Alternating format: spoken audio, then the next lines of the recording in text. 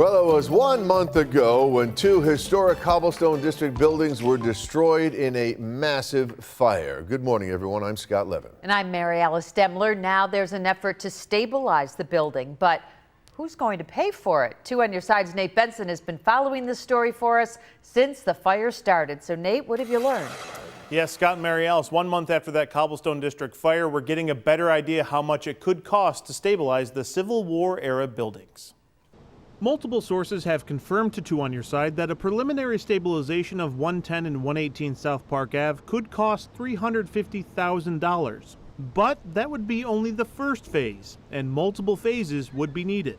Now there's yet another back and forth between building owner Darrell Carr and the city of Buffalo. They want us to stabilize it, and we're adamant about getting the demo contractors in here and taking the buildings down. Carr says that engineers and architects he spoke with said that additional phases of stabilization could cost 7 figures. It was thrown out to be millions to really stabilize and clean up the property. And now the two sides are at another impasse. They gave us a time frame to submit a stabilization plan, but we have no intention of stabilizing the buildings.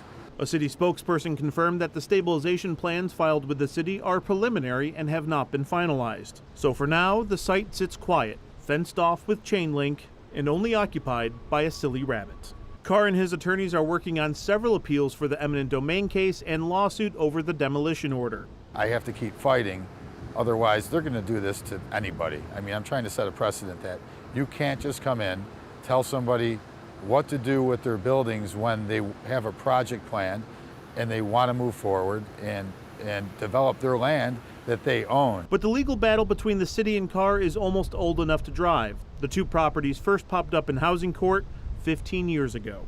It would be great for this to end so I can put all these funds that I'm spending on everything and the big legal costs that I incurred to really developing the property and moving forward and get out there. Now, I'm also told that the investigation into the cause of the fire is nearly complete. The ATF is expected to wrap things up sometime next week. On Your Side, Nate Benson, Channel 2 News.